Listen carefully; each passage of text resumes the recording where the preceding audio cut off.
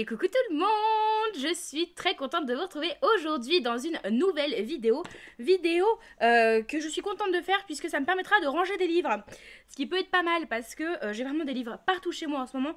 Donc on se retrouve aujourd'hui pour que je puisse vous faire mon avis lecture sur les différentes lectures que j'ai pu faire durant le mois de septembre.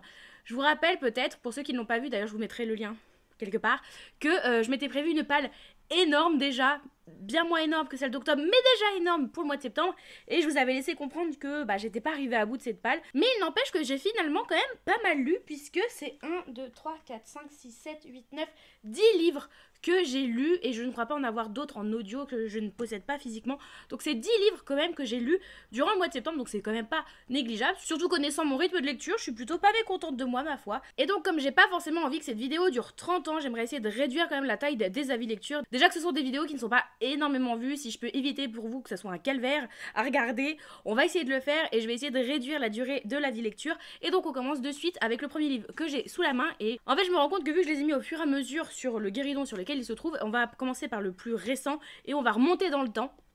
Donc voilà, c'est donc je pense qu'au début mes souvenirs sont un peu plus vifs et plus ça va aller, moins ça va aller au niveau des souvenirs des livres que j'ai. Mais écoutez, on va voir ce qu'on peut faire et dans tous les cas, là pour le coup, tous les avis sont déjà disponibles, non pas tous, sauf qu'à l'heure à laquelle sort cette vidéo, pas tous. Presque tous les avis des livres que je vais vous présenter ici sont déjà disponibles sur Instagram, donc comme d'habitude, n'hésitez pas à venir me suivre sur Instagram si vous voulez avoir un avis plus posé du coup à l'écrit et qui soit plus à chaud pour le coup. Bref, on commence avec le premier livre du coup qui est La Reine Traîtresse, donc le second tome du Pont des Tempêtes écrit par Daniel L. Jensen et c'est publié aux éditions Brajlon. Je l'ai reçu pour mon anniversaire, merci beaucoup pour ce cadeau et j'avais dit quand je l'avais reçu que je comptais le lire assez rapidement et ne pas le faire traîner trop longtemps dans ma palle. Je trouve que je l'ai pas fait traîner trop longtemps à partir du moment où je l'ai reçu du coup mi-août et que je l'ai lu en septembre. C'est pas mal quand même. Et quel bonheur, c'était beaucoup trop bien, j'avais adoré Le Pont des Tempêtes, le premier tome, et j'avais très très hâte, sachant la fin, connaissant la fin en plus du tome 1, où ça finit, c'est la merde. Je me souviens, j'avais fini le tome 1 en me disant oh il faut absolument la suite. À l'époque la suite n'était pas encore sortie, la suite est sortie entre temps et je me l'étais pas procurée et à chaque fois que je voyais je me disais mais je suis quand même con de pas le prendre, et comme ça ça continue d'avancer jusqu'à ce qu'on me l'offre et là je me suis dit bon alors ça serait très con de l'avoir et de ne pas le lire, donc pour pas faire traîner plus longtemps je l'ai lu et quel bonheur de retrouver nos personnages. J'avais peur parce que je me souvenais relativement globalement de la situation à la fin du 1 mais j'avais plus tous les tenants et aboutissants, j'avais peur de pas tout comprendre. Il y a eu peut-être les 10-20 premières pages où je me disais je ne sais plus exactement ce qu'il en est pour chaque personnage, mais finalement tout s'est bien remis. J'avais surtout peur au niveau des noms parce qu'ils ont quand même des noms assez particuliers dans cet univers. Pas long mais propre à l'univers et il s'appelle pas Pierre Paul Jacques quoi, donc j'avais surtout peur de me dire ah punaise ce prénom là je sais plus du tout qui c'est. Il y a eu un petit peu ça au début et après c'est vite reparti, il n'y a pas eu de soucis là-dessus et c'était beaucoup trop bien, j'ai adoré. Ici on termine du coup la première trilogie qui constitue l'univers du Pont des Tempêtes, on va dire, créé par l'autrice, et on finit du coup cette duologie centrée sur notre couple principal ici, donc Lara et Aren. Et c'était trop bien, mon petit cœur tout mou a été content, a été blessé, a de nouveau été content, et puis il y a des personnages, c'est des connards. Et puis la petite bataille de fin qui fait plaisir, il y a des scènes dures, ça peut être un petit peu long par moment sur celui-ci, puisqu'on va avoir, qu'on ne retrouvait pas du tout dans le premier, on va avoir tout un moment où on va avoir nos deux protagonistes du coup qui vont essayer de rallier, qui vont s'enfuir d'un endroit pour essayer de rallier à un autre endroit, et qui vont passer par un désert. Et quand je vous dis ça, c'est pas trop spoilant quand on sait que l'image à l'intérieur du livre, c'est nos deux personnages dans le désert. Donc, je spoile rien en disant ça. Et je me demande si c'est pas écrit en 4e de couverture d'ailleurs. Mais donc voilà. Et ça peut peut-être être un poil long, mais en vrai, pas tant que ça. Enfin, je pense que pour certaines personnes, ça pourrait paraître long, mais pas tant que ça, puisque l'autrice met des péripéties comme ça au milieu, et pas des péripéties... Enfin, en tout cas, c'est pas le ressenti que j'avais pas l'impression que c'était des péripéties qui étaient mises là pour justifier un nombre de pages. C'est vraiment des péripéties où il va arriver des couilles à nos personnages, mais en même temps, il va en ressortir quelque chose. C'est pas juste péripéties où il va y avoir une pause dans leur avancée, mais... c'est comme si de rien n'était par la suite. Non, là ces péripéties vont servir à quelque chose, donc je trouve que c'est bien amené et elles n'étaient pas trop nombreuses où tu te dis bon c'est bon, c'est au bout d'un moment on reprend notre périple ou c'est comment. Pas du tout ici, vraiment ça a été une très très bonne lecture, j'ai adoré et j'ai déjà hâte de retrouver l'univers du Pont des Tempêtes dans la nouvelle duologie. Donc le premier tome c'est L'Héritier Insoumis qui est déjà sorti et en plus vous étiez nombreux à me dire L'Héritier Insoumis il est encore meilleur que la duologie du Pont des Tempêtes. Bah du coup j'ai hâte de le découvrir. Du coup j'ai hâte de le découvrir. Mais en tout cas je suis très contente d'avoir terminé cette duologie on va dire. Même si j'ai pas fini la saga. C'est un peu comme Vampiria celui-ci. Mais bref très très contente et déjà hâte de lire la suite. C'est un bonheur de retrouver les personnages. Ensuite j'ai lu un thriller. Ça faisait très longtemps que je n'avais pas lu de thriller. Et je suis très contente d'en avoir lu un. Il s'agit de Terra Nullius écrit par Victor Gilbert. Publié aux éditions Hugo dans leur collection thriller. Et celui-ci je l'ai pas lu. Je crois que je l'ai exclusivement écouté, me semble-t-il, puisque quand je m'étais préparée à me lancer dedans, j'étais pas disponible physiquement, j'avais des trucs à faire, et je me suis rendu compte que j'aimais beaucoup l'audio, et finalement j'ai jamais pris le livre au papier, et à chaque fois l'audio je l'écoutais pendant que je faisais d'autres trucs, mais que ça peut être des trucs un peu nulos, se remplir des carnets, étendre du linge, j'en sais rien, mais bref, c'est un audio qui m'a accompagné dans mes tâches au quotidien, et donc ça c'était très très cool. C'est un deuxième tome, on va dire, même si concrètement il peut se lire tout seul. Bien que je pense que on pourrait manquer de certains éléments de compréhension par rapport au personnage principal, puisque c'est un deuxième tome qui se centre sur l'inspecteur Hugo Bollorène, qu'on retrouvait déjà dans le premier tome, donc Douve, de l'auteur, que j'avais adoré, que j'avais lu l'année dernière, il y a 2 ans, non peut-être l'année dernière quand même, que j'avais beaucoup aimé. On était dans un huis clos, dans un village français, un huis clos à ciel ouvert comme je dis, donc dans un village français où tout était fermé avec une ambiance un peu glauque, et notre Hugo Bollorène qui se retrouvait catapulté là-bas pour mener l'enquête. Et bien écoutez, ici, on n'est plus du tout dans un petit village français, enfin... On n'est plus du tout, je crois que c'était dans les Alpes d'Ouve, là on est les Alpes ou les Pyrénées, en montagne. Il me semble que c'était les Alpes, mais à tout moment je vous dis une bêtise. Bref, ici on est vers Calais, si ce n'est Calais même d'ailleurs, mais il me semble pas que ce soit Calais même. On est vers Calais en tout cas, et l'histoire va se centrer sur... on va avoir Hugo, notre inspecteur parisien, qui va se retrouver à devoir aller à Lille pour accompagner sa mère sur un rendez-vous médical qu'elle doit faire. Et lui en même temps, il va s'intéresser à une enquête policière qui est en train de se faire suite au décès d'un jeune garçon qui appartenait, qui vivait dans la jungle de Calais, en fait, qui était un migrant et qui vivait dans la jungle de Calais. Et du coup, on va avoir Hugo Bollorène, notre enquêteur parisien, qui va venir se greffer à l'enquête qui est déjà en cours. Et ici, chose qui ne me semble pas, qui me semble qu'on n'avait pas dans le premier tome, ici on va avoir 2 points de vue. On va avoir le point de vue du coup de Hugo Bollorène qu'on retrouve, mais aussi le point de vue des des policiers qui étaient déjà mis sur l'enquête, donc des policiers... comment on appelle les habitants de Calais? Des Calois? Des Caléniens? Des habitants de Calais, bref les policiers locaux qui étaient déjà mis sur l'affaire. Donc on va avoir les 2 points de vue, le point de vue de Hugo et le point de vue des policiers déjà sur l'affaire, qui vont se confronter et on va apprendre plein de choses. En soi, j'ai trouvé l'enquête ici moins intéressante que Douve, mais j'avais beaucoup aimé Douve, donc ça n'en reste pas moins pas intéressant, c'est juste que je l'ai trouvée moins passionnante que Douve. Ceci dit, et c'est quelque chose que j'avais déjà beaucoup aimé dans le tome 1, Victor Gilbert utilise justement le thriller pour aussi dénoncer des faits sociétaux, et ici bah on dénonce justement cette jungle de Calais où on a des personnes d'origine étrangère qui cherchent à migrer, la plupart vers l'Angleterre, qui se retrouvent bloquées à Calais dans des conditions exécrables qui ne sont absolument pas considérés par l'État français, qui sont vraiment laissés livrer à eux-mêmes, qui doivent se débrouiller par leurs propres moyens, tant bien que mal, et dont l'État vraiment ferme les yeux complètement. Et du coup, on se doute que entre eux, en plus, il y a des magouilles qui se font. Ici, en tout cas, c'est le cas. Il y a des magouilles qui se font, et pas forcément entre personnes d'origine étrangère, mais aussi par des personnes d'origine, enfin, par des Français natifs. Donc, voilà, il va dénoncer tout ça, et j'ai beaucoup aimé. C'est quelque chose que j'avais déjà beaucoup aimé dans Douve, le fait qu'il pointe du doigt certaines petites choses, et ici, le fait qu'on parle de ça, parce que c'est un sujet qu'on aborde jamais, j'ai l'impression, dans les thrillers. Enfin, dans les thrillers, t'attends une enquête et puis basta, quoi. Au pire, tu vas avoir des psychologies de personnages. D'ailleurs, ici aussi, c'est quelque chose. On a Hugo Bollorène qui, suite à l'affaire de Douve, n'est pas ressorti indemne. Il est ressorti quand même traumatisé de ce qui s'était passé dans le premier tome. Et c'est pour ça que je vous dis que c'est quand même, je pense, intéressant d'avoir lu Douve avant de lire celui-ci, parce que on comprend pas sinon totalement la psychologie du personnage et les possibles traumatismes du coup qu'il peut en avoir retiré. Et il y a des fois, ces paroles peuvent sembler être complètement insensées, mais finalement, quand on sait ce qui s'est passé précédemment, elles restent insensées en soi, hors contexte, mais on comprend mieux ce qu'il pense et comment il voit les choses. Donc voilà, en tout cas, j'ai beaucoup aimé celui-ci, un poil en dessous du premier, comme je vous disais, mais je l'ai beaucoup aimé, mine de rien, et j'ai du coup la suite.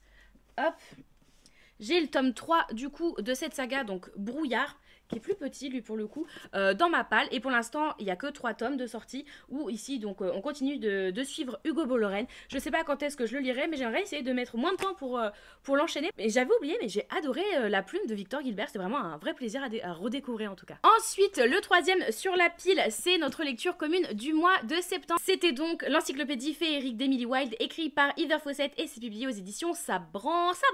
C'est donc, comme je vous disais, la lecture commune qu'on a fait sur le Discord et qui, visiblement, a pas forcément fait l'unanimité. Alors, je trouve ça super intéressant, ceci dit, parce que quand je vous ai proposé ce livre-là, parmi les 3 qu'il y avait, celui-ci avait une majorité quand même assez imposante, et vous étiez pas mal hypé quand je vous ai confirmé que c'était celui-ci sur lequel on partait au mois de septembre. Vous étiez pas mal hypé en disant ouais, je l'ai dans ma palle depuis longtemps, il donne trop envie.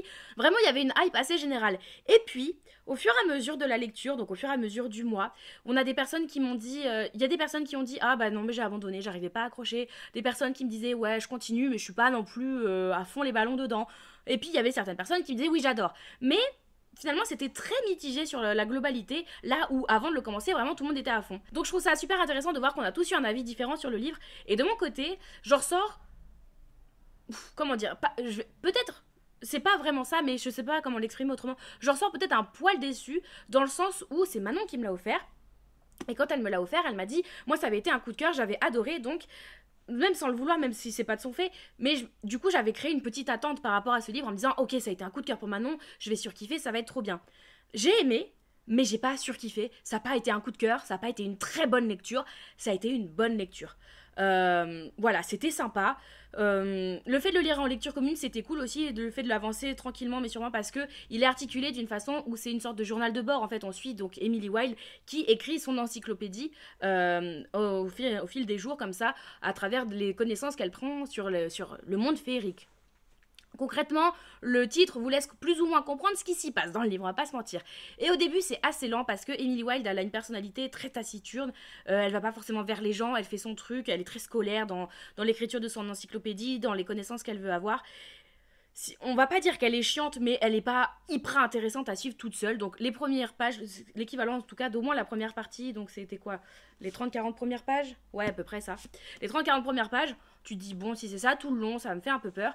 Et puis au fur et à mesure, il y a un personnage qui va arriver, et du coup qui va rester tout le long du livre, et c'est un personnage qui va venir apporter vachement de dynamisme, qui lui est tout en couleur, vraiment est très peps, a un caractère bien à lui, vraiment qui n'a pas peur de dire les choses, et qui vient un petit peu pousser Emily là où elle est très posée, très tranquille, assez routinière dans ses choses, elle sait où elle veut aller, alors que notre autre personnage vraiment il va un petit peu aller à droite, à gauche, et du coup ça apporte une dynamique entre les deux que j'ai trouvé très sympathique, et à partir de ce moment là déjà pour moi ça allait mieux, mais c'est vrai que ça reste, finalement, l'écriture d'une encyclopédie, c'est-à-dire que c'est comme si c'était Emily Wilde qui écrivait le livre. C'est au fur et à mesure, nos chapitres, est-ce que je peux vous trouver un début de chapitre, ils sont datés en fait.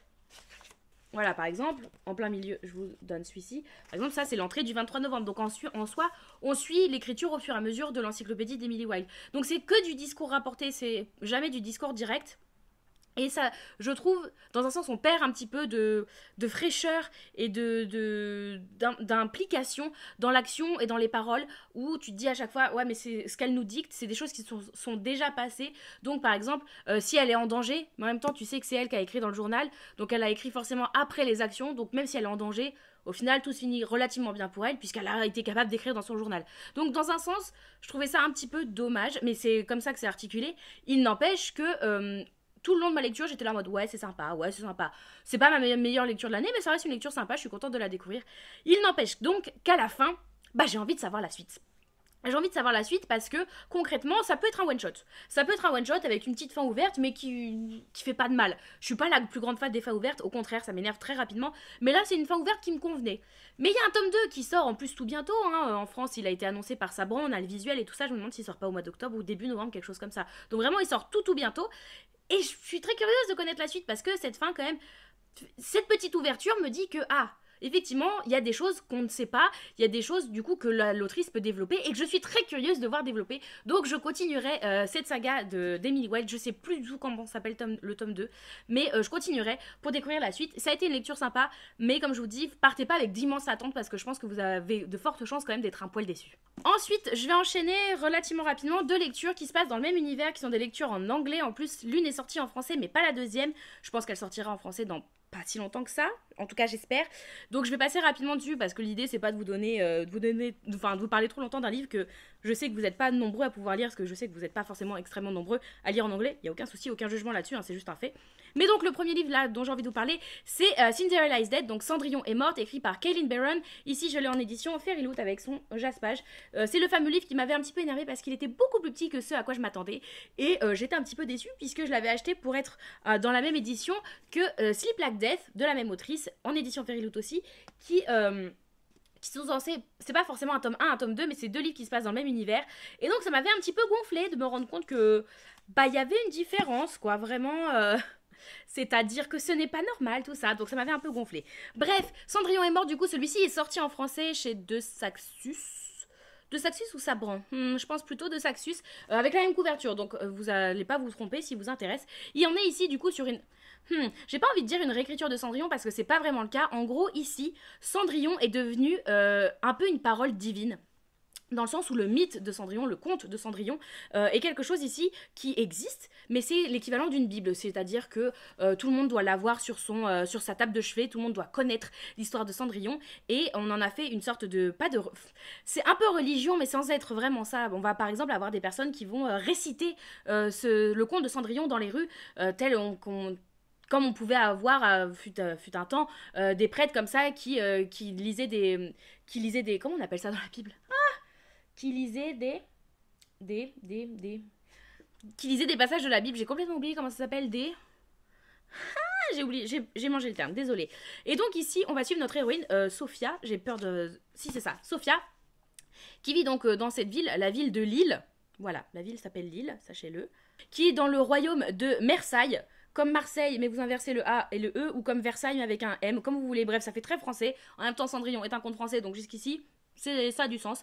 Et on a du coup notre jeune Sophia qui a 16 ans et qui va devoir, comme toutes les jeunes filles de son âge, assister au bal obligatoire pour toute jeune fille organisé par le prince, organisé par le roi, même c'est le roi. Et à l'issue de ce bal, les jeunes filles ont grand intérêt à trouver un parti et donc se marier, puisque si elles ne trouvent pas à l'occasion de ce bal, du coup, leur futur mari, c'est une honte ultime pour elles et elles seront amenées à devoir reparticiper l'année suivante au bal. Mais si vous ne trouvez pas dès le premier bal, vraiment, l'année que vous allez passer entre le bal raté, on va dire, où vous ne trouvez personne, et le bal suivant, vous allez être la risée de tous, vraiment la plèbe, vous allez être considérée comme... la personne qu'il faut, comme un pestiféré, vraiment la personne qu'il faut pas côtoyer. Sophia du coup elle arrive en âge de participer à ce bal, sauf qu'elle a pas du tout envie d'y aller, elle compte pas du tout trouver un mari, elle aime plutôt les filles, donc imaginez bien qu'elle a aucun intérêt à y aller, mais elle n'a pas le choix, elle doit y aller, et en même temps elle se rend compte qu'il y a plein de choses qui ne vont pas dans son royaume et surtout dans sa ville. Il y a plein de choses qui ne vont pas, plein de choses qui ne lui conviennent pas. Et du coup, elle va réussir à s'échapper durant ce bal, même si elle a déjà eu le temps d'assister à des choses elle sent que ça pue du cul, quoi, concrètement. Et donc voilà, et on va avancer là-dedans. Et donc Sophia va avancer après s'être échappée du bal. Et donc du coup s'être échappée, avoir fui la ville. Puisque vraiment, vous imaginez bien que c'est pas bien vu que ce bal est obligatoire. Vraiment, personne ne peut s'y échapper. C'est obligé pour toute jeune fille. Bien évidemment, les garçons ne sont pas obligés d'y aller, hein, voilà. Et en général, les hommes qui y assistent, donc, du coup, c'est des jeunes filles de 16 ans, je vous rappelle. Les garçons qui y assistent, donc les potentiels futurs maris, en général ne sont pas très très jeunes. Voilà, donc ça c'est quelque chose que j'ai fortement aimé. Par exemple ici, on nous parle énormément de patriarcat, on sent que c'est une société très patriarcale où les filles n'ont pas leur mot à dire. On va parler un petit peu de violence conjugale, enfin pas un petit peu, on va parler de violence conjugale, on va en faire effet en fait. On va parler justement d'homosexualité parce que Sophia, elle, est lesbienne comme je vous le disais, mais il y a d'autres personnages aussi qui sont homosexuels et qui ne sont pas bien vus et on sent que la société n'est pas faite pour eux et qui sont eux aussi considérés comme des pestiférés. Bref, on va voir tout ça et j'ai adoré ce livre, vraiment j'ai trouvé ça super intéressant, toute la quête ensuite que Sophia va avoir pour essayer de faire évoluer le monde dans lequel elle a grandi. J'ai trouvé ça hyper intéressant, j'ai vraiment beaucoup aimé. Je m'attendais à ce que ça soit très young adulte. C'était relativement le cas au début, même si du coup, vous comprenez, avec les violences conjugales, il y a quand même des choses quand même qui sont des sujets durs et qui sont pas forcément à mettre dans toutes les mains, mais surtout la fin, il y avait des scènes un peu dégueulasses, et c'est là que je me suis dit, c'est pas forcément très young adulte quand même tout ça, et donc pour moi, c'est pas forcément un livre extrêmement young adulte, hein. C'est du new adulte plus qu'autre chose. Parce que je sais que vous êtes plusieurs à m'avoir dit, ouais, non mais celui-ci, il me tentait, puis après j'ai entendu dire qu'il était vachement young adulte, donc comme j'ai pas envie de lire young adulte, je l'ai pas pris, je l'ai pas lu. Bah pour le coup je suis pas vraiment d'accord. Je suis pas vraiment d'accord, pour moi c'est pas du young adulte, c'est plus du new adulte parce qu'il y a des sujets qui sont assez durs et vraiment ça a été une très très bonne lecture. Je m'attendais pas à autant aimer et ça a été le cas, donc très très contente d'avoir pu découvrir celui-ci. Et donc comme je vous disais, j'avais pris Cinderella is Dead parce que j'avais reçu Sleep Like Death dans une box Fairyloot que je vous avais filmé. Et du coup celui-ci, on nous disait bien à l'arrière, enfin on comprenait que c'était dans le même univers que Cendrillon est morte, même si c'est pas une suite directe, puisque vraiment la quatrième de couverture ici nous dit Cinderella is Dead, qui est donc complètement le titre de celui-ci, but Snow White fights on. Donc en gros, là la phrase accroche c'était Cendrillon est morte, mais Blanche-Neige continue de se battre. Et donc ici, au vu de ce que je viens de vous dire et de la couverture, vous comprenez bien qu'on est ici sur une réécriture de Blanche-Neige. Et je n'ai pas trop de souvenirs de celui-ci, pourtant je l'ai lu après. Attendez. Qu'est-ce qu'on nous disait déjà? Oui, ici on était sur... Alors, c'était une réécriture très large de Blanche-Neige.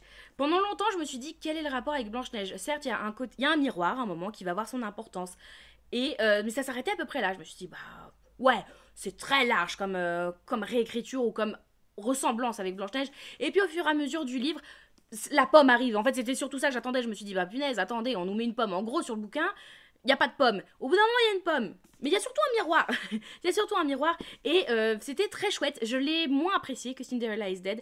Parce que je trouve que l'autrice avait moins pris de risques, là où justement ce que j'avais aimé dans Cinderella is Dead, c'est le fait qu'elle dénonçait aussi les violences conjugales, qu'elle parlé de l'homosexualité. C'était les sujets un petit peu comme ça de fond qu'elle apportait au-delà de l'histoire que j'avais adoré. Ici, je les ai moins retrouvés, j'ai moins eu l'impression qu'elle abordait des sujets comme ça sociétaux, et c'est dommage parce que c'est quelque chose que j'apprécie beaucoup dans mes lectures. Mais là, il n'empêche que l'histoire était chouette, que l'histoire était sympa. Pareil, hein, au niveau de la cible de lecteur, on est sur du new adulte pareil, il y a aussi des scènes un peu dégueulasses, on va avoir des choses un petit peu dark, et c'était sympa, j'en reste quand même moins convaincue que Cinderella is Dead. Il n'empêche que si vous avez aimé Cendrillon est morte en français, celui-ci je pense qu'il sera traduit en français vraiment honnêtement, sinon je comprendrais pas pourquoi, mais si vous avez aimé Cendrillon est morte, je vous encourage à découvrir celui-ci parce que ça nous fait continuer l'univers, et j'ose espérer quand même que ça serait trop cool que l'autrice continue à nous faire d'autres livres comme ça, qui soient des réécritures de contes dans ce même univers. Ici on est dans un autre pays, on n'est plus dans le royaume de Versailles, mais on nous le cite, donc c'est lié quoi, vraiment. On nous cite et on fait effet en plus de ce qui s'est passé dans Cendrillon est morte. Donc ça, c'était cool aussi. Mais ouais, j'aimerais bien avoir, je sais pas moi, une réécriture de réponse par exemple. Enfin bref, j'aimerais bien que l'autrice continue parce que je trouve ça super sympa, il y a des histoires chouettes, et de voir l'univers s'étoffer, je trouve ça très très cool. Ensuite, un livre que j'ai entièrement écouté. Encore une fois, j'en ai pas mal écouté. En fait, j'ai pas écouté d'autres livres que je n'avais pas, mais j'ai écouté pas mal de livres, mine de rien, dans ceux que je m'étais préparé. Il s'agit de 1000 morceaux de cœur brisé. Oui, c'est bien ça. Écrit par Tilly Coles, publié chez Hachette Roman. Celui-ci est un service de presse. Je remercie beaucoup la maison d'édition de me l'avoir fait parvenir. Et je me rends compte, est-ce que les autres étaient... Non, c'est le premier service de presse que j'ai lu. Enfin, c'est le dernier, du coup, vu que je remonte dans le temps. C'est le dernier service de presse que j'ai lu durant le mois de septembre. Et comme je vous ai dit, je l'ai entièrement écouté. C'est la suite. Là, pour le coup, vraiment, je vous encourage vraiment à avoir lu le premier. Donc, 1000 morceaux. Non, 1000 baisers pour un garçon. À chaque fois, je galère. 1000 baisers pour un garçon de la même autrice, avec la même charte graphique au niveau de la couverture. Donc, c'est une grosse jarre, en fait, dedans. Enfin, sur la couverture pour le premier. Normalement, vous connaissez, on l'a quand même vu énormément passer. Que j'avais absolument adoré, j'avais fini en larmes. Que j'avais entièrement écouté aussi, 1000 baisers pour un garçon, que j'avais entièrement écouté, fini en larmes. Bref, au fond du gouffre, ma vie n'avait plus aucun sens. Ici, je partais avec un peu moins d'attente parce que je me suis dit, déjà, j'avais pas compris pourquoi j'avais autant accroché au premier. C'est une romance, enfin, une romance pas adolescente, mais une romance young adulte. C'est pas forcément mon dada de base, donc je me suis dit, c'est peut-être juste lui tout seul. Donc je partais avec un peu moins d'attente. Ce qui, je pense, a été une bonne idée, puisque, effectivement, je l'ai moins apprécié, celui-ci. Ici, on suit donc Savannah, c'est ça, qui est la sœur de notre protagoniste du premier tome. Ouais, qui s'appelle comme tu veux, Poppy, qui s'appelle Poppy, qui est donc notre héroïne du premier tome. Je vais pas vous dire ce qui se passe dans le premier tome, j'ai pas envie de spoiler les personnes qui n'auraient pas encore découvert le livre, mais si ce n'est pas le cas pour 1000 baisers pour un garçon, c'est vraiment dommage parce qu'il est très très chouette. Et donc ici, on suit Savannah, qu'on retrouve justement juste après les événements du premier tome, et...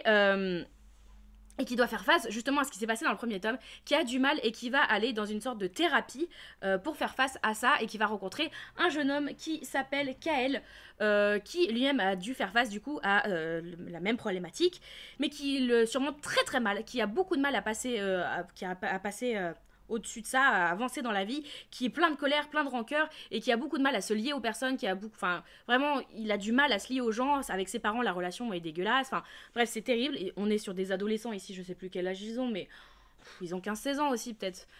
Donc, bref, c'est jeune. Donc, on va avoir ce sujet principal. Pour ceux qui ont lu le tome 1, vous savez de quel sujet il en retourne. Pour ceux qui n'ont pas lu, j'ai pas envie de vous spoiler le tome 1, en fait, ça serait dommage. Mais c'est un sujet compliqué, que j'espère vous n'avez pas trop eu à faire face, en tout cas pas jeune. Bref, de toute façon, je me demande s'il n'y a pas... Ça serait bien qu'il y ait des trigger warnings. Je sais pas s'il y a des trigger warnings dans le bouquin. Ça serait pas mal. Parce que mine de rien, ça serait nécessaire peut-être, les gars. Il n'y a pas l'air d'en avoir. C'est très dommage, Hachette, que vous n'ayez pas mis de trigger warning. Parce que là, ça serait un peu nécessaire quand même. Ouais, il n'y en a pas du tout. C'est très dommage. Bref, il n'y en a pas. Mais donc voilà, on va voir ce thème-là. Thème que j'ai trouvé intéressant, que j'ai trouvé cool de voir traité. Mais j'ai trouvé... Enfin, qui n'était pas... Je l'ai pas forcément extrêmement bien trouvé traité. Non, c'était pas français ma phrase. Je l'ai pas forcément trouvé très bien traité. Et c'est surtout que j'ai trouvé la romance un peu nullos. Et c'est là que je me suis dit, bah ouais, le premier était effectivement un ovni, et je ne suis effectivement pas la plus grande fan de romance adolescente. Il y a encore des choses qui me font tiquer, telles qu'une romance qui se forme en 2 secondes et demie sur un sujet qui pourrait... Enfin, sur base d'un traumatisme commun, mais en même temps... C'est pas parce que les deux personnes ont un traumatisme commun qui forment forcément des sentiments amoureux. Donc c'était un peu bancal pour moi. Et à partir de là, en fait, je sais pas vous, mais moi j'arrive pas à m'attacher à des personnages, m'attacher à la relation entre deux personnages à partir du moment où je trouve justement cette même relation très bancale sur ses bases profondes. Du coup, je lisais, enfin j'écoutais, et puis je me disais, oui, en fait, dans un sens, je m'en fous un petit peu, parce que pour moi, leur relation, déjà, elle tient pas. Donc, compliqué, j'ai pas forcément énormément accroché à celui-ci, même si je trouve que le sujet de fond était intéressant, et j'ai trouvé ça cool. Et aussi, il y a des choses, enfin, il se passe des choses. On va avoir des personnages qui vont aller dans les 4 coins du monde. Il y avait des moments, c'était assez cliché. On va aller dans tel pays pour essayer enfin, ils suivent en gros une sorte de thérapie, ouais, où ils vont voyager pour faire des activités, pour essayer de outrepasser du coup leur, enfin, aller au-delà de leur traumatisme. Et c'était vraiment, on va aller dans tel pays, on va faire telle activité. C'était des activités hyper clichés. Et évidemment, chaque activité, tu en ressortais avec une morale, machin. Enfin, c'était trop...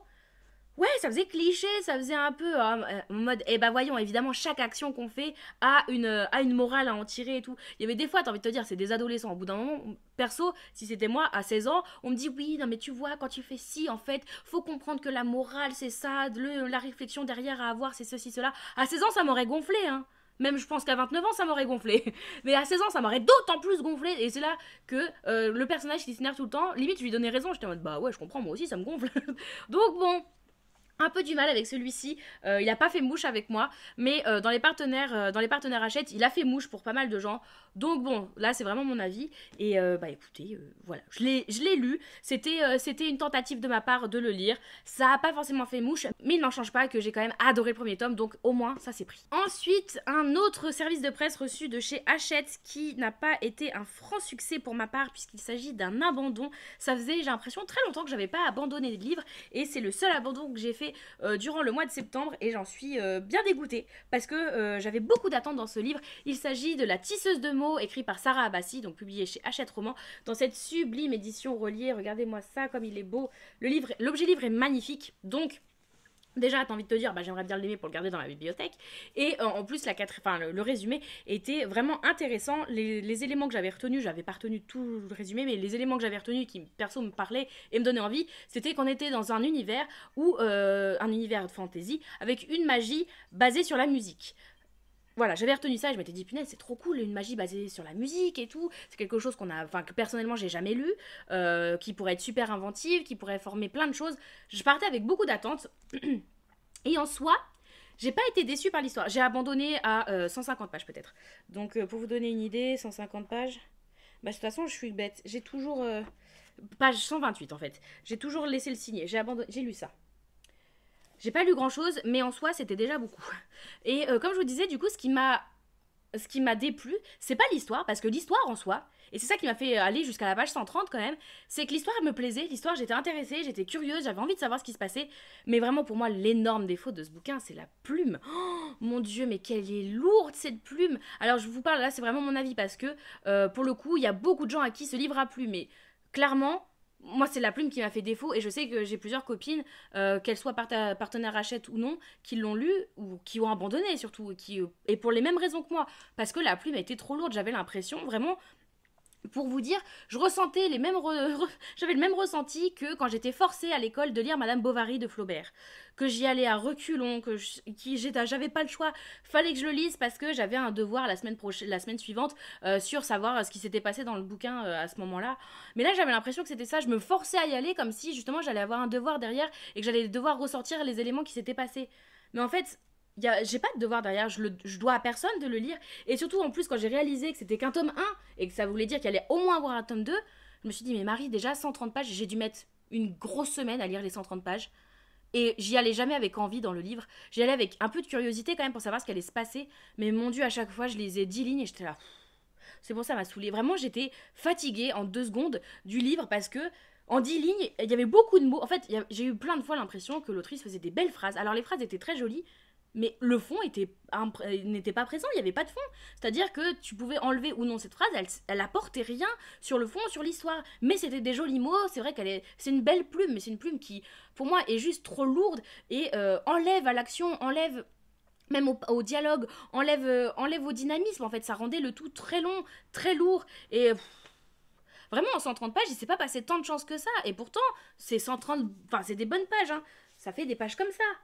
Donc il y a quand même des mots par page. Mais en 130 pages, bah, si je devais faire le constat de ce que j'ai lu, bah c'est quelque chose que en moitié, peut-être pas en moitié, mais déjà sur 130 pages, je pense qu'il y a 30 pages qui peuvent dégager, qui n'apportent rien.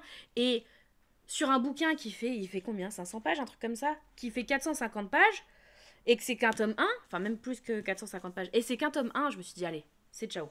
C'est pas pour moi, ça me plaira pas. Et pour comparaison, pour ceux à qui ça peut parler, personnellement ça me parle pas parce que j'ai pas lu l'autre saga, mais beaucoup ont dit que ça pouvait être un petit peu similaire au niveau de la plume et de la lourdeur, on va dire, même si là, je le dis pas péjorativement, hein, vraiment, mais c'est mon impression, de la lourdeur de la plume, apparemment, ça serait assez similaire à ce qu'on peut retrouver dans la passeuse de mots. Je n'ai pas lu la passeuse de mots, donc je pourrais pas vous dire si c'est le cas ou non, en tout cas, j'en sais rien, mais de ce qu'on m'a dit, la passeuse de mots, je sais que c'est une saga qui est enfin, pour ceux qui n'ont pas aimé, ce qui lui est reproché en général, c'était que la plume était très lourde, que c'était dense, et bah visiblement c'est la même chose dans la tisseuse de mots, donc voilà, sachez-le, pour ceux qui seraient tentés de se lancer dedans mais qui ont du mal avec les plumes lourdes, ce que je vous invite à faire, c'est peut-être aller en librairie, le feuilleter, essayer de lire les 3-4 premières pages, voir ce que vous en pensez, essayer de voir si c'est une plume à laquelle vous pourriez accrocher, et ne pas oublier que bah, c'est une saga et c'est pas juste un one-shot. Si ça avait été un one-shot, j'aurais peut-être essayé de pousser un petit peu.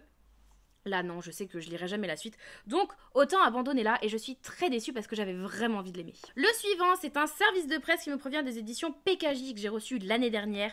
J'ai raté le coche pour le lire. Et pour moi, j'attendais cet automne pour le lire. Donc, j'ai... Ouais, très début d'automne, puisque je l'ai lu en septembre. Il s'agit de La Fille Renard et la merveilleuse boutique sur pattes, écrit par Andy Sagar.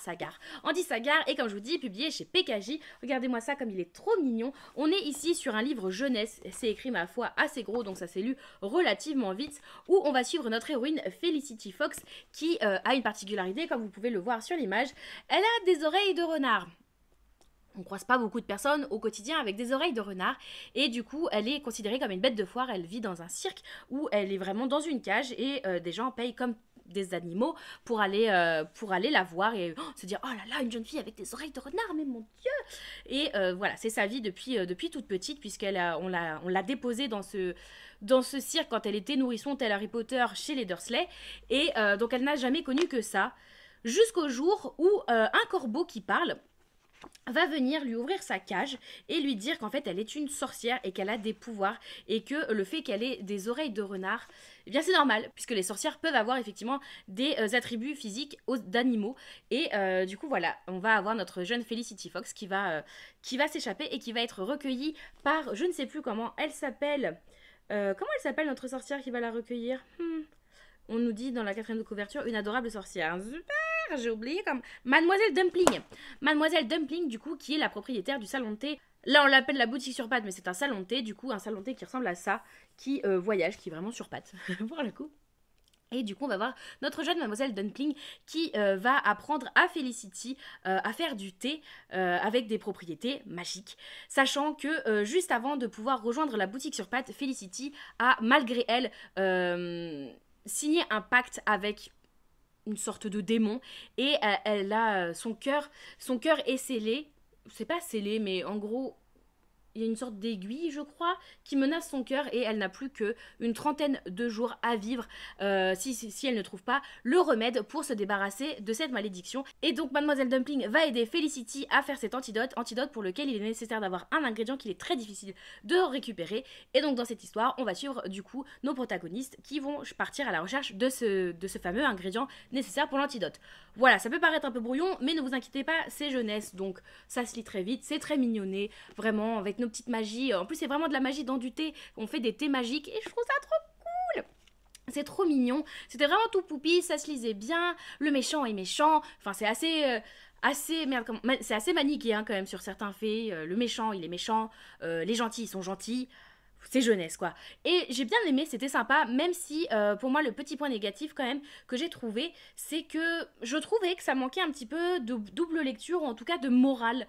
C'est quelque chose en général qu'on retrouve dans les romans jeunesse, c'est que on a quelque chose à en ressortir. Là, si ce n'est que ne pas parler à un étranger dans les bois, j'ai envie de te dire, normalement, le petit chaperon rouge te l'avait déjà un peu appris ça, donc t'apprends pas grand chose de plus. Et je trouvais que c'était juste ça qui était un poil dommage, c'est de ne pas avoir une petite morale en se disant ah là là, bon tout est résolu, mais bon effectivement les enfants ça serait bien que vous ne fassiez pas ça pour éviter d'avoir à passer par les mésaventures par lesquelles ici ne sont passés nos personnages. Voilà, c'était juste un petit truc qui me manquait, je me disais si j'étais parent et si je devais l'offrir à mon enfant ou même si je dois l'offrir à un enfant autour de moi, parce que là on nous dit que c'est à lire à partir de 9 ans. Je trouve ça, surtout 9 ans, c'est un peu âgé du coup. Ouais, j'attendrai une petite morale peut-être. Voilà, c'est mon avis personnel sur le coup, mais ça n'empêche que ça a été très sympa, très mignonné, et c'est parfait pour la saison, sachant que c'est un tome 1, le tome 2 est sorti, je ne l'ai pas, et la couverture est un peu dans les tons bleus, et je sais pas du tout de quoi il traite celui-ci, parce que concrètement, là, ça se termine, hein. Ça pouvait être un one-shot totalement. Mais donc c'était très sympathique, et si vous l'avez pas lu et que vous avez des enfants, ou même que vous aimez le jeunesse, je vous le conseille fortement. Il me reste 2 livres à vous présenter. Le prochain, je vais passer rapidement. C'est 2 services de presse qui me proviennent de chez Hachette, d'ailleurs. Le prochain, je vais passer très rapidement. C'est un roman graphique. Donc voilà, je ne vais pas m'apesantir dessus. Il s'agit de Respire Charlie et c'est écrit et illustré par Fantine. Voilà, je l'ai reçu en service de presse aussi. Merci beaucoup à la maison d'édition comme à chaque fois. Et merci aussi à PKJ pour La Fille Renard. Vraiment, merci pour les services de presse. Ça fait vraiment très plaisir. Pour le coup, celui-ci, ça a été aussi une déception, hein, quand même. C'est... Hachette, je sais pas ce que j'ai merdé. Non, en vrai, la tisseuse de Mélodie, c'est une déception que j'avais pas du tout vu venir. Celui-ci, je sais pas. On va parler d'anxiété. On va avoir notre héroïne, Charlie, du coup, qui s'est fait larguer comme une vieille chaussette à la fin de l'année scolaire précédente et qui, du coup, a du mal à se remettre de ça, de son chagrin d'amour, ça lui reste, elle complexe pas mal, elle se dit est-ce que ça vient de moi, est-ce que elle se remet pas mal en question, et du coup elle a du mal un peu à aller de l'avant, surtout quand elle se rend compte l'année suivante en espérant, je crois qu'elle change d'établissement, en espérant ne plus revoir son ex, justement en se disant je fais table rase du passé, je suis avec mes 2 meilleurs amis, c'est trop chouette, et vraiment je recommence une nouvelle vie dans un sens, voilà, je suis avec mes 2 meilleurs amis, donc je suis bien entourée, dans un nouvel établissement. Voilà, la vie reprend et on oublie ce qui s'est passé l'année précédente, sauf que, évidemment, elle se retrouve dans la même classe que son ex qui l'a larguée comme une vieille chaussette parce qu'il l'avait trompée. Super sympa. Et du coup, on va avoir Charlie qui va avoir beaucoup de mal à faire face en l'ayant auprès de lui, qui va vraiment se retrouver accablé sous tout ce stress, sous toute cette anxiété et qui va avoir du mal à aller de l'avant, à aller au-delà, qui va se centrer beaucoup sur ses émotions négatives et qui va avoir du mal à respirer, justement, d'où le titre. Et on va avoir après un moment où il va y avoir un déclic et ça ira mieux pour elle. Tout ira bien, elle arrivera à aller de l'avant et à dire merde à ce fameux ex qui est vraiment un couillon. Et voilà, va y avoir un déclic et tout ira bien, ne vous inquiétez pas. Mais J'ai trouvé ça... Bah, en fait, je trouve que c'est un sujet que j'aurais finalement pas voulu voir en graphique, je crois, parce que c'est très rapide, sachant que c'est un graphique où, voilà, il y a des pages, il y a pas de bulle, enfin là, si ce n'est 3 messages SMS, il n'y a pas de bulle. Donc ça va très vite, voilà. Je tourne des pages au hasard, hein. Hop, voilà, il y a d'autres pages, il y a des bulles. Mais dans la globalité, il y a beaucoup de moments où il n'y a pas beaucoup de dialogue, enfin de paroles, d'écrits en fait. Donc, déjà qu'il n'est pas énormément, enfin qu'il n'est pas très gros, ça se lit très vite. Alors par contre, ça se lit très très vite. Mais du coup, on va pas assez en profondeur pour moi dans les choses. J'ai l'impression que tout va très vite. On passe du coq à l'âne certaines fois. Enfin bref, j'ai eu beaucoup de mal avec ça. J'aurais voulu qu'on creuse un petit peu plus, qu'il y ait plus d'écrits, quitte à ce que ça soit plus lourd pour la lecture, mais avoir plus de consistance quoi dans le roman, dans le côté roman, sachant que j'ai en plus pas du tout aimé le côté graphique. J'ai vraiment eu du mal avec les dessins que j'ai trouvés pas beau, enfin, c'est pas à mon goût, vraiment, c'est mon avis, hein. Je veux pas blesser qui que ce soit, c'est mon avis, c'est pas mon type graphique. Vous voyez, par exemple, on va voir ceci, et attendez, hop, la tête de Charlie, en fait, la tête de Charlie n'est jamais la même, c'est terrible. J'ai l'impression qu'elle a jamais la même tête, quoi. Je veux dire, heureusement qu'elle a la même coupe de cheveux, parce que sinon c'était compliqué. Enfin, j'ai eu beaucoup de mal avec les dessins, j'ai pas, enfin... Je veux dire, j'ai eu beaucoup de mal. J'ai eu vraiment beaucoup de mal. Pour moi, c'est des sketchs, c'est des esquisses, c'est pas terminé. J'avais vraiment... Ouais. Pourtant, la colorimétrie, pour le coup, est vraiment chouette avec ce fond de bleu et juste des pointes, vous voyez, de couleurs, justement. Là, c'est ses deux meilleurs amis, donc on a Charlie au milieu et ses deux meilleurs amis, donc ils ont toujours leur code couleur. Donc ça, j'ai trouvé ça très cool au niveau de la colorimétrie. Mais au niveau des dessins même, j'ai vraiment pas aimé. Et en plus... la couverture a un style graphique que je trouve qu'on retrouve pas dans le roman et j'ai trouvé ça dommage. Bref, pour moi ça a été une déception. Je l'ai lu entièrement parce que ça s'est lu très très vite, hein. Vraiment ça a été le coup mais de 30 minutes peut-être, donc ça s'est lu très vite, mais ça l'a pas fait pour moi. Voilà, un peu déçu, pas vous mentir. Heureusement, le dernier livre dont je vais vous parler, qui était donc ma première lecture du mois de septembre, a été un énorme coup de cœur. C'était fantastiquement fantastique, j'ai adoré. C'est le dernier service de presse que je vous présente, c'est le dernier livre que je vous présente du mois. Il s'agit de Ma chère Juliette, c'est écrit par Justine Bull, qui me provient aussi des éditions Hachette Roman. Et ah là là, celui-ci, quelle agréable surprise parce que je l'ai demandé à la maison d'édition. Vraiment, c'est une romance adolescente, jeune adulte. Et pas, encore une fois, je l'ai un peu demandé en mode, on va voir ce que ça donne. On va voir ce que ça donne, puisque dernièrement j'ai l'impression que j'aime un peu plus la romance que ça pouvait être le cas avant. Mais bon, on verra. C'était trop bien. Mais il n'y a pas, par contre, à finir un livre à 3h30 du matin, en pleurs parce qu'on m'a brisé le cœur. Il n'y a pas à faire ça. À quel moment tu fais ça? Tu fais jamais ça, en fait. Il y a un moment, il faut respecter son lectorat aussi. Laisse-moi mon cœur. Laisse-moi... C'était trop bien. Ici, on va suivre... Comment elle s'appelle? J'ai par contre vraiment la mémoire des noms, c'est terrible. Roméo, je l'ai. Autant elle, j'ai en plus... Il est dédicacé, mais beau voyage, mais pas beau voyage. J'ai perdu mon cœur dans le voyage, il n'y a pas à faire ça. Comment elle s'appelle, notre héroïne? Alex. On va suivre du coup notre héroïne, Alex, qui vient de rentrer à l'université. Enfin, c'est pas vraiment une université, ça fait plus une année de prépa. Parce que l'année suivante, elle rentrera à l'université. Mais là, elle rentre dans une année de prépa dans une école très basée très centrée sur les arts.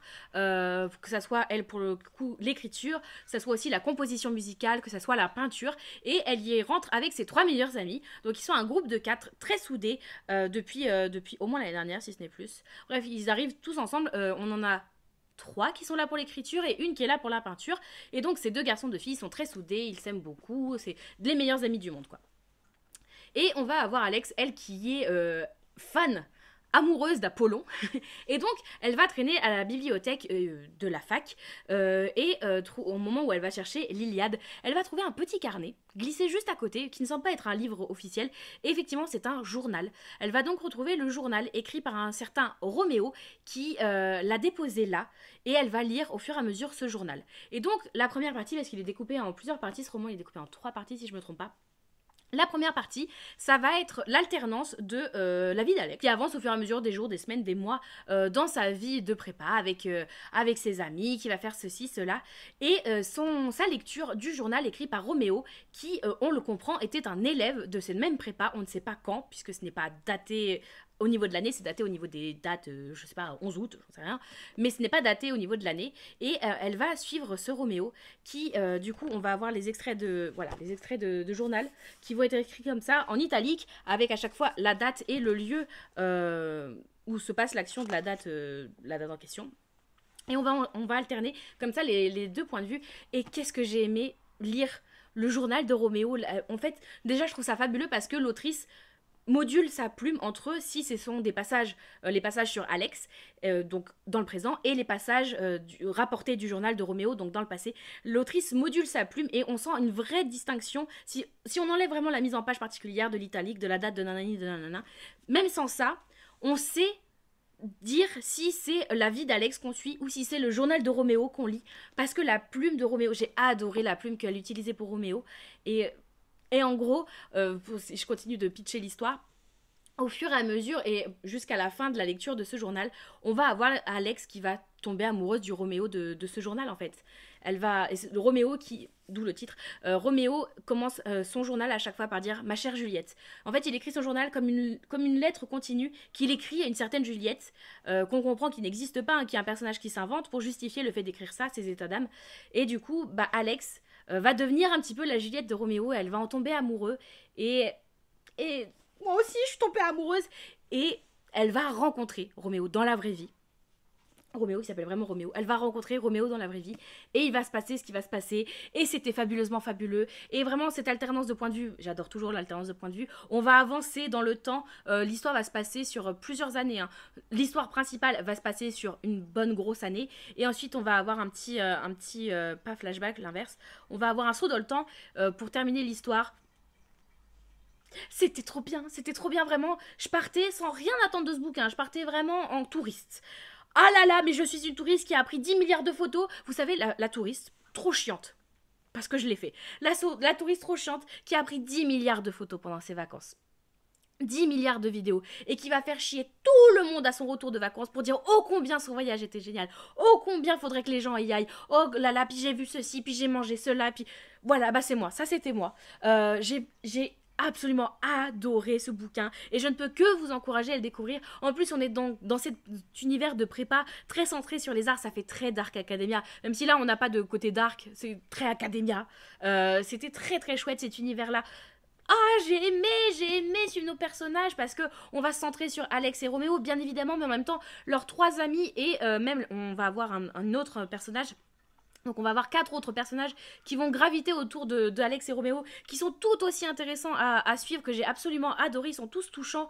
Bref, c'était vraiment trop bien, mais par contre, l'autrice, elle nous fait une fin où tu crois que ça va aller, ça va pas, mais finalement peut-être que ça va, mais est-ce que ça va, je sais pas, mon cœur. Bref, c'était trop bien, et je vous encourage grandement à le découvrir si vous savez que vous aimez la romance, si vous êtes tenté en vous disant ah peut-être, ce qui était mon cas, en vous disant ah peut-être, pourquoi pas, allez-y, dans le doute, vas-y. Il coûte combien? 19 €, 19 € de bonheur, ok? Il se lit bien, le papier il est floppy, le livre est joli et agréable au toucher. Il y a tout qui est bien, vraiment. Lisez Ma chère Juliette, c'était trop bien. Et du coup, je suis très contente de terminer cet avis lecture sur ce qui a été ma meilleure lecture du mois, je crois. Hein. Vraiment, quand je regarde rétrospectivement parlant. Ça se jouerait entre Ma chère Juliette et La Reine Traîtresse, mais je crois que j'ai vraiment préféré Ma chère Juliette parce que, vraiment, je vous dis, je l'ai terminé à 3h30 du matin. Impossible d'aller me coucher sans connaître le fin mot de l'histoire. À 3h30 du matin, j'avais les yeux comme ça, je savais plus comment je m'appelais, mais je voulais savoir comment ça se terminait, c'était pas possible autrement. Donc voilà, je vous remercie beaucoup d'avoir regardé cette vidéo jusqu'au bout. N'hésitez pas à me dire en commentaire si vous avez déjà lu un ou plusieurs des livres que je vous ai présentés, si vous donne envie, oui, pourquoi, comment. Dites-moi tout ça en commentaire, et si vous avez envie de commenter, mais que vous ne savez pas quoi mettre, eh bien écoutez, je vous invite à mettre l'emoji de feuilles, puisque vous voyez sur la couverture de Ma chère Juliette, nous avons pas mal de feuilles, et même à travers le livre, super, je tombe sur une en-tête de chapitre, on a pas mal de feuilles, donc à mettre l'emoji de feuilles. En plus on est en automne, donc les feuilles d'automne, ça sera parfait. En attendant une prochaine vidéo, vous pouvez me retrouver de façon quasi quotidienne, que ça soit sur Twitch, Instagram ou Discord, dont les liens sont dans la barre d'infos comme d'habitude, donc n'hésitez pas à nous y rejoindre. Je vous souhaite à tous de très belles lectures, et à une toute prochaine. Bye bye.